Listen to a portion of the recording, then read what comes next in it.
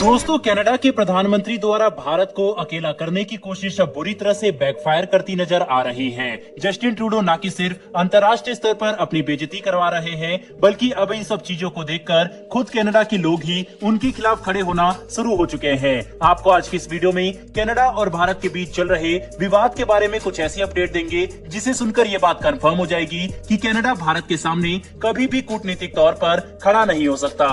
दरअसल दोस्तों, इस वक्त की सबसे बड़ी रिपोर्ट निकलकर सामने आ रही है कि कनाडा में अब कनाडा सरकार के विपक्ष और जनता ही जस्टिन ट्रूडो के खिलाफ हो चुकी है। बता दें कि जिस तरह से जस्टिन ट्रूडो ने भारत के खिलाफ आरोप लगाए और हमें नीचा दिखाने की कोशिश की, उसके खिलाफ अब कनाडा के लोग खुलकर सामने आना शुरू हो चुके हैं। एक कैनेडियन अखबार में ये बात लिखी गई कि जस्टिन ट्रूडो की नीतियां कनाडा के लिए बहुत ही ज्यादा खतरनाक है। साथ ही उस अखबार में लिखा गया कि प्रधानमंत्री नरेंद्र मोदी ने उन्हें ऐसे अटेंड किया जैसे वह कोई कमजोर देश के प्रधानमंत्री हो। साथ ही वे अपने व्यक्तिगत लाभ के लिए कनाडा की राजनीति को जानबूझकर भारत के खिलाफ कर रहे हैं, जो आगे जाकर पूरे कनाडा के लिए बिल्कुल भी अच्छा नहीं होगा, जिसे कनाडा की एक काफी बड़ी आबादी समर्थन नहीं देती। बता दें कि ऐसा पहली बार हो रहा है जब जस्टिन ट्रूडो के खिलाफ उनके ही देश में इतना कड़ा विरोध देखने को मिला। यहाँ तक कि खुद कनाडा के विपक्षी नेता भी ये बात कहना शुरू कर चुके हैं कि जस्टिन ट्रूडो भारत से उलझकर जानबूझकर परेशानी मोल ले रहे हैं। दोनों देशों के बीच में कूटनीतिक विवाद कैसे बढ़ा,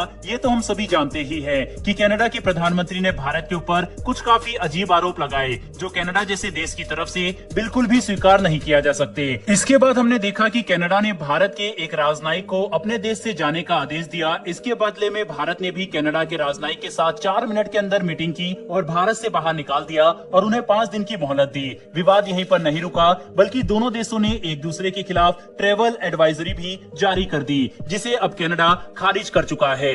मतलब कनाडा ये बात कह रहा है कि भारत की तरफ से जो भी बातें कही गई है भारतीयों की सुरक्षा को लेकर, वह बिल्कुल भी सच नहीं है, जिसे साबित करने के लिए उन्होंने इस बात का हवाला दिया कि कनाडा दुनिया के कुछ सबसे सुरक्षित देश में से एक है। पर हम सभी को पता है कि किस तरह से कनाडा की जमीन पर भारत विरोधी गतिविधियां तेजी से बढ़ रही है।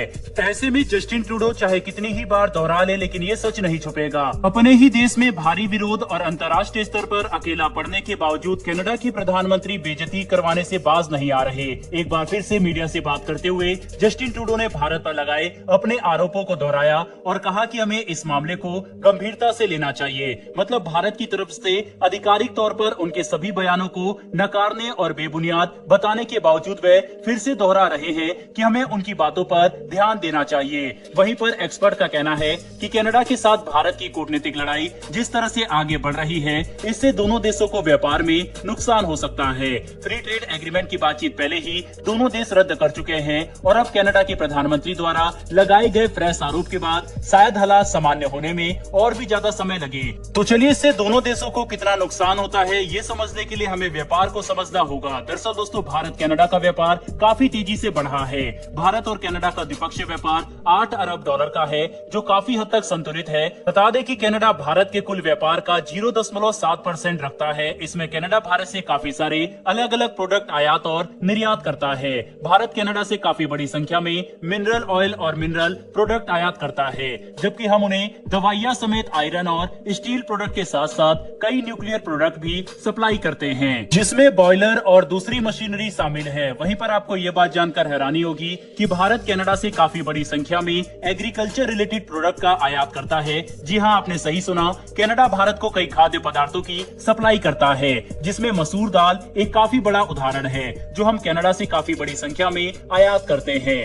ऐसे में कनाडा और भारत का व्यापार काफी संतुलित होने की वजह से दोनों देशों को ही इससे काफी फायदा होता है। पर ऐसा लगता है कि जस्टिन ट्रूडो की व्यक्तिगत लाभ की राजनीति तुर्की की तरह ही कनाडा का भी बेड़ा गर्क करने वाली है। कुल मिलाकर समझने की कोशिश करें तो यहाँ पर यह कहना गलत नहीं होगा कि कनाडा और भारत के बीच चल रहा विवाद अभी काफी लंबे समय तक चल सकता है, और जब तक खालिस्तान समेत दूसरे जरूरी कूटनीतिक और राजनीतिक मुद्दों को हल नहीं किया जाता, तब तक ये संबंध सामान्य नहीं होंगे, जिसका प्रभाव दोनों देशों के बीच हो रहे व्यापार समझौते पर भी साफ तौर पर देखने को मिलेगा। ऐसे में दोस्तों, जिस तरह से कनाडा के प्रधानमंत्री जस्टिन ट्रूडो लगातार भारत के खिलाफ बयानबाजी कर रहे हैं, ऐसे में आपको क्या लगता है कि भारत को कुछ और बड़े स्टेप कनाडा के खिलाफ उठाने चाहिए, जैसे कि ट्रेड रिलेशन खत्म कर देना चाहिए या फिर नहीं? अपनी राय कमेंट बॉक्स में लिखकर जरूर बताइएगा। साथ ही अगर आपने इस वीडियो को यहाँ तक देखा है तो वीडियो को लाइक करके हमारी आने वाली डेली ऐसी अपडेट के लिए चैनल को सब्सक्राइब कर बेल नोटिफिकेशन अवश्य दबा लें। फिर मिलेंगे ऐसी एक नई वीडियो के साथ। धन्यवाद। जय हिंद।